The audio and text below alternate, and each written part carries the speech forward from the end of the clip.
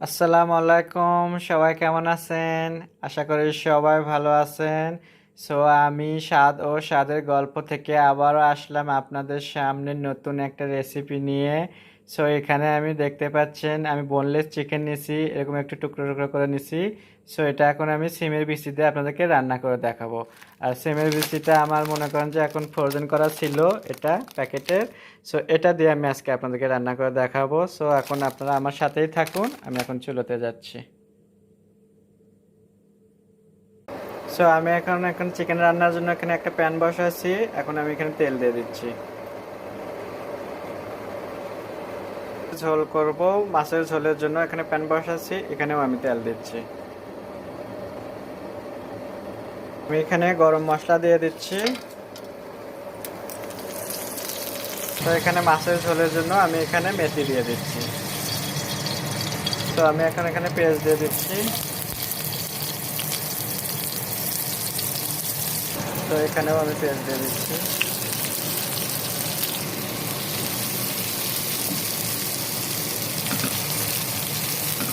তো এখানে আমি এখন একটু লবণ দেবো। তো আমি লবণ দিচ্ছি মাছের ঝোলের জন্য। এটা চিকেনের জন্য লবণ দিচ্ছি আমি এখানে। তো আমি এখন এখানে হলুদ পাউডার দিচ্ছি।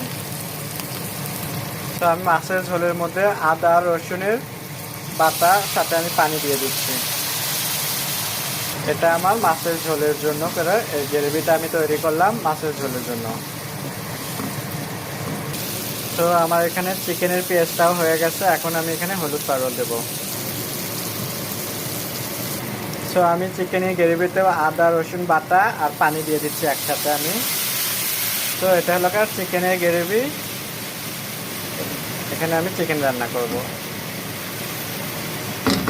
তো পাশে দেখা যাচ্ছে আমার মাছের গ্রেভি। তো এটা হলো মাছের গ্রেভি আমার কষানো হয়ে গেছে, আর একটু হবে। তো মাছের গ্রেভিটা আমার হয়ে গেছে, এখন আমি এখানে মাছ দিয়ে দেব।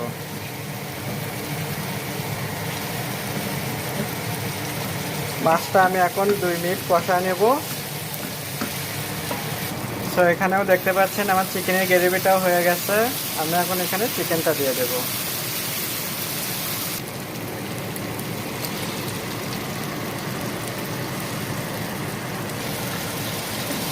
চিকেনটা এখন আমি এটা 4-5 মিনিট কষায় নেব এখানে ঢাকনা দিয়ে।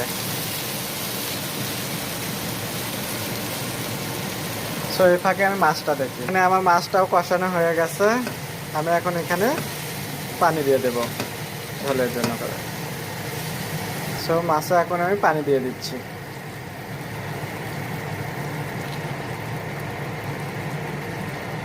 সো যেহেতু মাছের পাতলা ঝোল করব, তাই আমি এখানে পানিটা বেশি দিয়ে দিলাম। সো এটা আমি এখন জাল রান্না করব, 8 থেকে 10 মিনিট এটা রান্না করে নেব। তো এখন এটা আমি ঢাকনাটা রেখে দিচ্ছি। এখন আমি চিকেনের পাশে যাচ্ছি। চিকেনেরও এখানে পানি ছেড়ে দিচ্ছে, এটা এই পানিটা দিয়ে আমি ভালো করে কষে নেব এটা।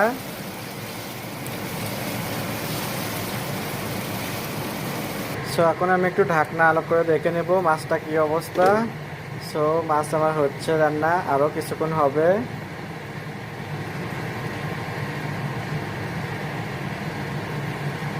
আমি আবারও ঢাকনা দিয়ে দেবো এখন। এই ফাঁকে আমি চিকেনটা দেখি কি অবস্থা চিকেনেরও ঢাকনাটা আলাপ করে দেখতেছি চিকেনের কি অবস্থা। সো চিকেনও আমার কষানো হচ্ছে, এক প্যানে বের হয়েছে, এটা দিয়ে আমি কষাবো আগেই বলেছি। সো আমার এটা কষানোর জন্য আর একটু টাইম লাগবে। সো আমার চিকেনটাও কষানো হয়ে গেছে, এখন আমি এখানে সিমের বিচিটা দিয়ে দিচ্ছি।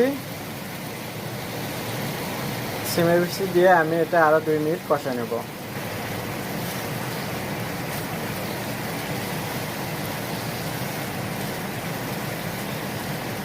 তো এটা হতে হতে আমি এই ফাঁকে মাছটা দেখি। তো এখানে আমার মাছের ঝোলটাও হয়ে গেছে, এখন আমি এখানে ধনে পাতা আর কাঁচামরিচ দিয়ে দেব।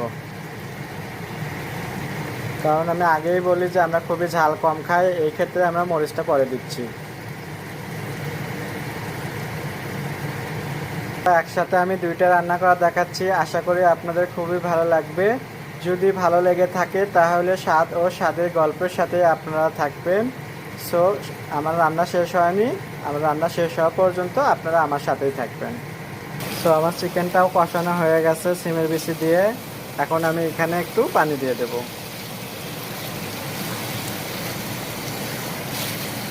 সো আমি এখন একটু পানি দিয়ে দেবো এখানে।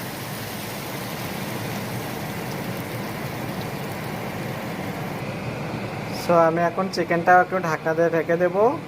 আরও একটু 6-7 মিনিট রান্না করে নেব, সেই পর্যন্ত আমার সাথেই থাকবে।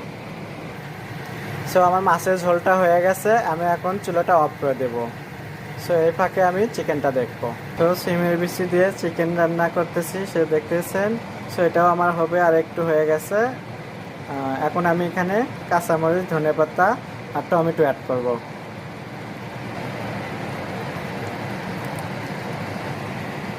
সো দেখতেই পাচ্ছেন আমি কাঁচামরিচ, টমেটো আর ধনেপাতা দিচ্ছি। এটা এখন আমি আরও 2 থেকে 3 মিনিট রান্না করব। আশা করি আপনাদের খুবই ভালো লাগবে। ভালো লাগলে আপনারা একবার এভাবে ট্রাই করবেন বাসায়। খুবই স্বাদের রান্না, খুবই স্বাদ পাবেন, সবার প্রিয় রান্না। সো আমার চিকেন রান্নাটাও হয়ে গেছে। আশা করি আপনাদের সবার ভালো লাগবে। সবাই বেশি বেশি করে আমাকে সাপোর্ট করবেন। আগামীতে আপনাদের জন্য খুবই অল্প উপকরণে খুবই মজাদার রান্না নিয়ে আসবো। সো আমি আবারও বলছি, সবাই স্বাদ ও স্বাদের গল্পের সাথেই থাকবেন। সো আল্লাহ হাফেজ।